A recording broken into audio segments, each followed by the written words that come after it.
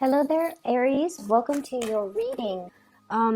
First of all, when I was shuffling out the cards, I see this bell, and it's huge. It's a really big golden bell, and it has like a little bit of a stand, so it's kind of hanging on the stand. And I see mountains on either side of it, and somebody comes up and rings the bell, like they pull a string, and then the bell I guess wobbles back and forth, and then it makes a ringing sound, a huge ringing sound, and then it zooms out, and there's like the ocean, and I see a bunch of dolphins just kind of gliding across the water, going towards the bells. So that's the message, that's the image that I was getting. And instinctively, the message that I got was, dolphins are really, really smart animals, and they know how to communicate with each other. And the fact that they're all converging and moving in one direction towards something that's guiding them towards the bell.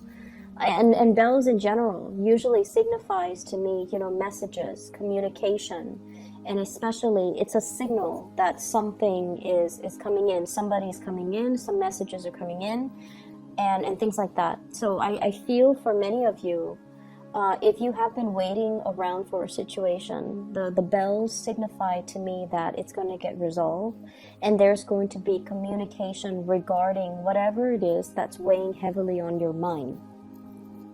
So, first of all, from the spread, what I feel is there's a love connection here. And I do feel like an Aries dealing with another fire sign. Okay, so an Aries, Sagittarius, Leo, and another Aries. And what I'm just getting, all zodiac signs aside, what I'm getting here is I feel like somebody was really, really dragging their feet, and they have made you wait for a very long time. And I feel like, you really, really love this person, you care about this person. And it's just the situation dragged on for so long. And while they made you wait, it's not exactly like you were staying still waiting for them. Life moves forward, and you were distracting yourself with other things. And whenever they, decide to come around, then you would engage with them in conversation. But it just seems like there was a situation that really didn't get off the ground. Like it just didn't have the chance or the opportunity or whatever circumstantial, whatever circumstances surrounding the situation, it was not able to get off the ground. And I feel almost like many of you feel like, if the person comes around, I'm still going to give it another try. I'm still going to fight another day. I'm still willing to invest my all into the situation. So I feel like you care about this person. And some of you might have even, really loved this person. And what I'm getting is I feel like this person is either intimidated by you or they're dealing with trust issues where they're not able to give you their heart, or they feel a little bit scared about engaging with you or connecting with you or being in a relationship with you. Okay, so there's some fear here that I'm picking up. And if this is a person that you're linked up with, like via social media, they're looking at your images, they're looking at your pictures, and they might feel like, oh wow, the Aries has a lot of suitors around them. You might, for example, if you're heterosexual and you're male, you might take a lot of pictures with a lot of women. Okay, these could be cousins, these could be friends, these could be co-workers, they could just be platonic friends. But without the context, without knowing your personal life, and someone just scrolls through your social media and they see all these pictures of you and the opposite gender, and they could jump to conclusions and think that you are not available, you're dating somebody, or you're dating a lot of people, or you're just you're just dealing with a lot of people. So that's why they're a little bit skittish, okay? I'm also seeing some men. So for those of you who are women and you are dating men, I'm seeing some of the men looking at your social media, and I feel something like there's a very provocative energy. So I don't know if you are taking pictures that are a little bit provocative, like you're not wearing a lot of clothes, or you're wearing like, you know, plunging necklines, and they're looking at that, and I feel almost like they're just kind of shocked, okay, like they didn't expect that. I'm also seeing that for them. So if you're female dating men, the men are looking at your profiles or looking at your pictures, and I'm seeing a lot of chest, you know, like baring your chest or wearing clothes that are very revealing when it comes to cleavage, when it comes to things like that. And so it might be a little bit of a turnoff to them. I'm not saying not to do it. You do whatever rocks your boat. But I feel like if you're dealing with somebody and they're just kind of very distant, or, you know, after they connect with you via social media, they became a little bit distant, it's because I feel like they are very modest.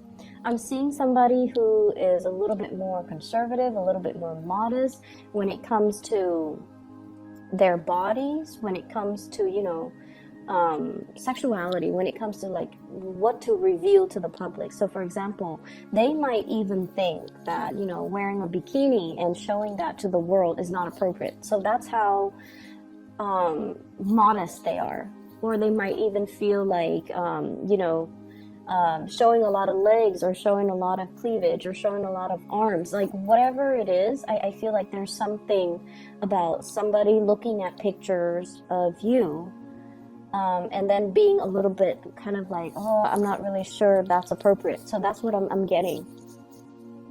And then I also feel like if you're posting pictures with a lot of other people, they might hesitate, and they might even think that you're, you know, not, they might even feel like you're not single, and so they might not want to pursue things. This person is quite a catch in your eyes. I feel like you really like this person, and you like the fact that, you know, they're very serious minded is what I'm getting. Like they're all about, you know, they communicate very well. I feel like they're intelligent. They're very self-sufficient. They're very financially stable. They're a good person. Like it would be, you know, somebody that you want to take home to meet the parents. You want to bring around your siblings. You wouldn't mind bringing around your kids.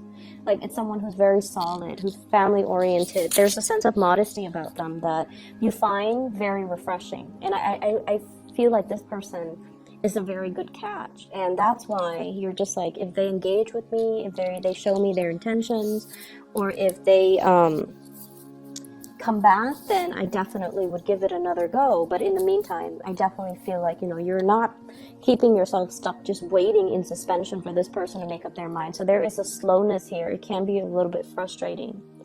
And I also feel like, you know, if someone makes you wait for so long and they're not giving you like clear, concise messages or clear and concise direction or intentions, it can feel like the love is starting to kind of trickle out, okay? It's like it's running low on love. It's running low on passion.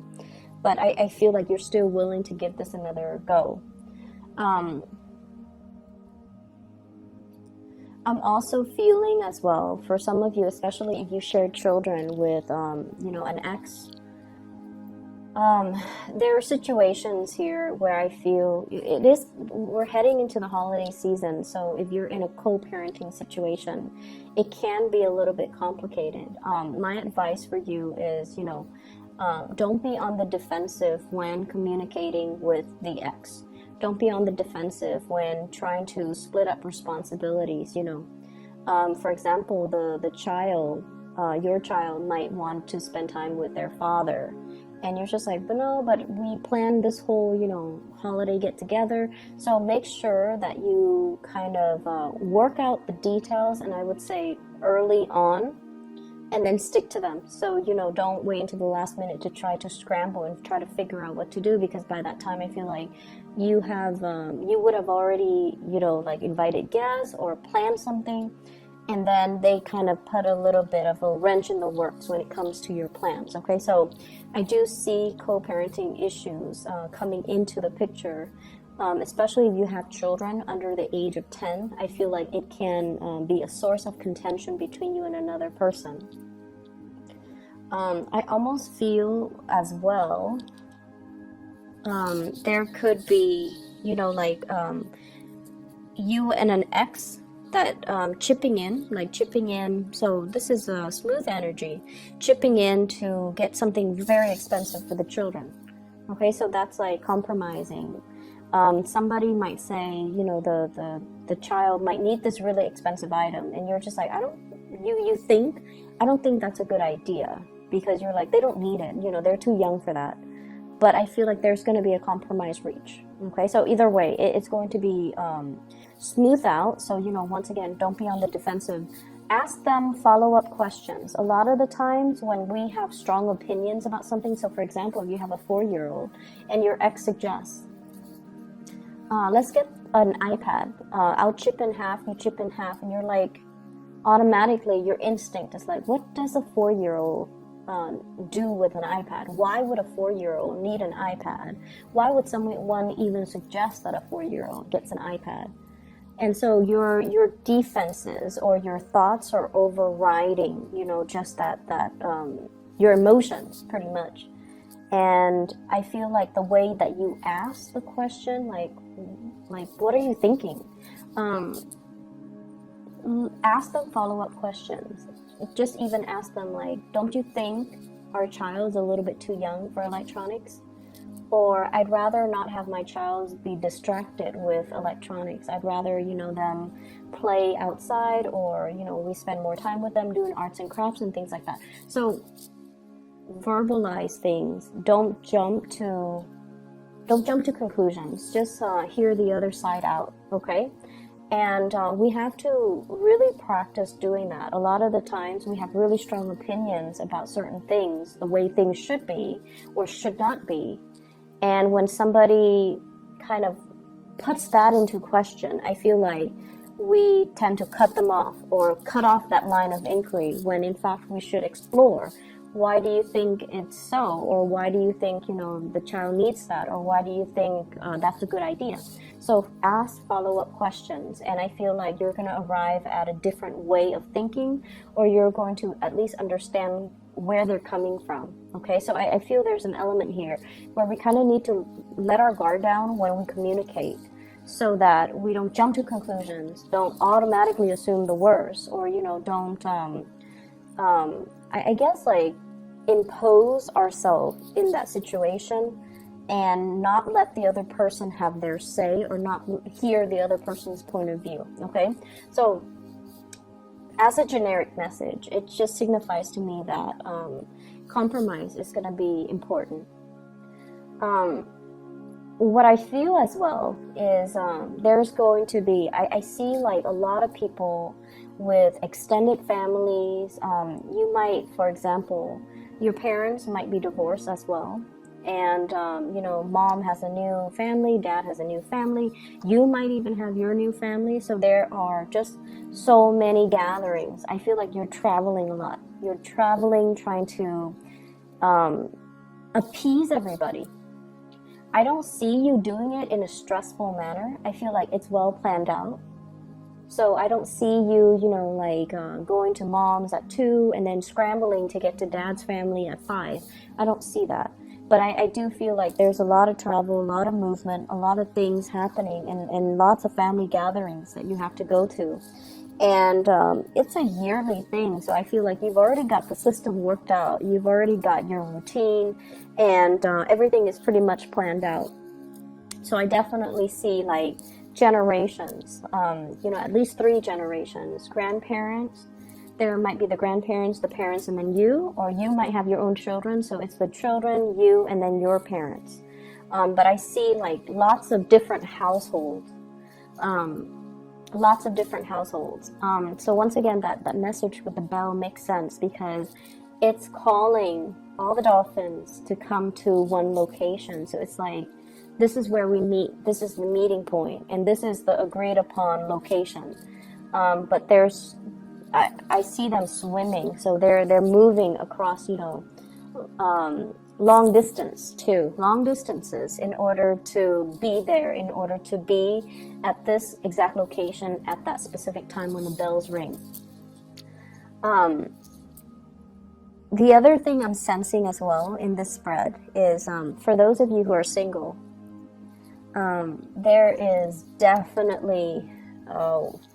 there's definitely somebody who's very, very, very attracted to you. Okay, so for those who are single, what I have here is a really, really attractive man. So I'm feeling like there's an attractive man. Well, he shows up here as the King of Wands. Once again, the cards can be, either gender. But look at this guy. He's really, really attractive. He's very attractive. And the energy that I pick up from this man, the energy I pick up from this person is that they're really looking at you, like they're checking you out. They're looking at you with a lot of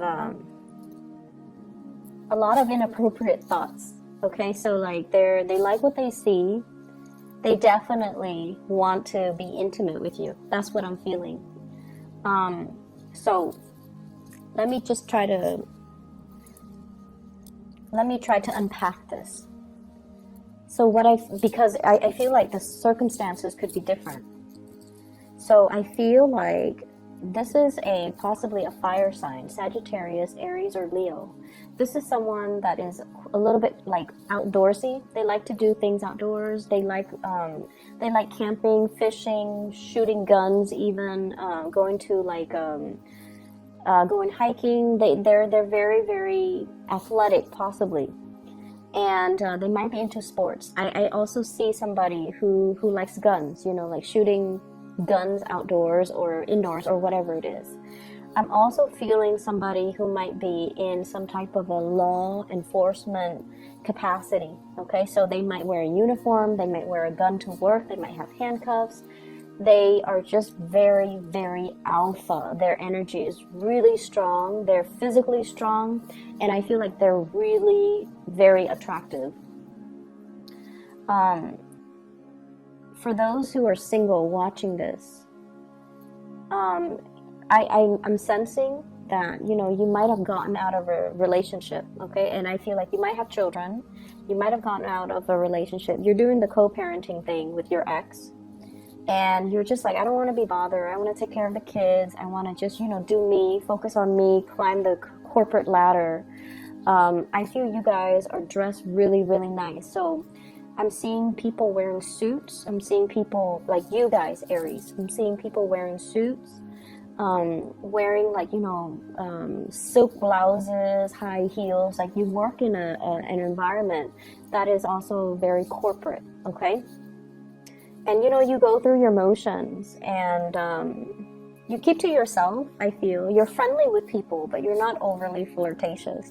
And I feel like that person is really, really liking what they see. They really like you. They're very attracted to you. They do want to get intimate with you. Okay, and I feel if they've been holding back, you might want to check to see if they're wearing a wedding ring, because I feel like they might be in another relationship, like a serious relationship. Either they're engaged, or they're wearing a wedding band, an engagement band, or they are married. And it's almost like they can. You feel it too when you're around this person. I do see like really, really strong magnetism with this person, and it's almost like they're undressing you with their eyes. It's very inappropriate.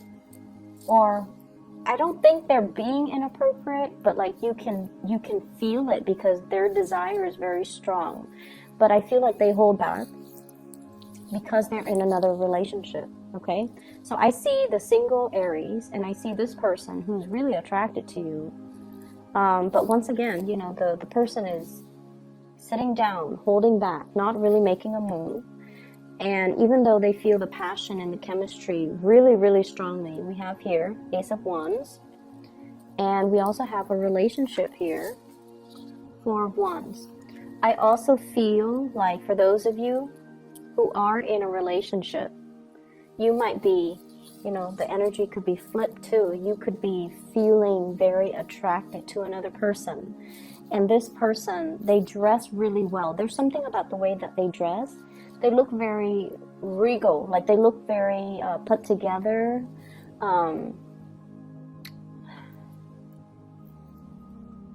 They're very like, especially they're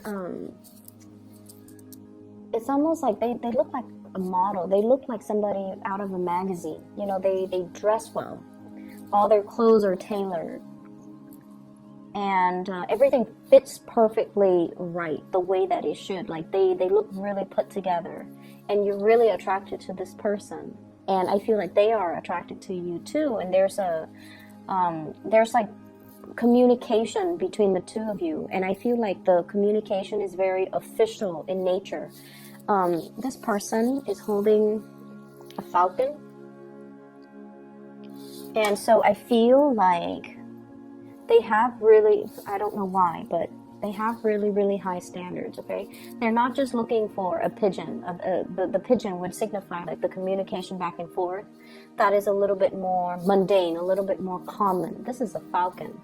This is a rare bird. This is a rare species. And this is somebody who likes the exotic, okay? So I feel like they're very, very picky about who they get involved with. And the Nine of Pentacles is usually the bachelor or the bachelorette. It's somebody who's single. And until they are 100% sure that they want to be with somebody, that's when they're going to stop being single. Okay, so it's like somebody with high standards. Their energy is a little bit like, I'll focus on me for now. And if whoever decides to come in, I'm going to, you know, like I'll believe it when I see it. So they're not naive. They're not going to take things at face value. They've got lots of things they're focusing on. They're very financially independent. They don't need anybody to take care of them. And I feel like, you know, they're just happy being on their own. And this is somebody that you definitely really like. And you want to bring home to, you know, to meet the family. And so there is that element here about really strong attraction between two people. For some of you, I feel like you could be dealing with a Cancerian person. And then others, I feel like a very strong fire sign, Sagittarius, Aries, Leo. And so I feel like there's definitely somebody who's single, who's being looked at, who's being eyed by somebody who's in a relationship. So that's what I'm getting here. I see a lot of family things, but you know, the family things will occupy a lot of your time, and then the flirtation, the attraction here, it is really intense, and it is very, very strong. It's really, really strong. It's like jumping out at me, where, you know, there's somebody with a lot of pheromones, like they're emitting pheromones, and they want you to know how they feel. But I feel like, you know, they're trying to do the right thing, and they're not trying to. They're not trying to step out of the relationship. I feel like they're not purposely doing that, okay? So that is all that I have for you here, Aries. I hope the reading is helpful for you guys. And I wish you the very best for those who are celebrating, you know, the Christmas and the New Year's. I should have the New Year's reading on time, I believe. But have a very happy holiday season, and I'll talk to you guys soon, okay? Take care.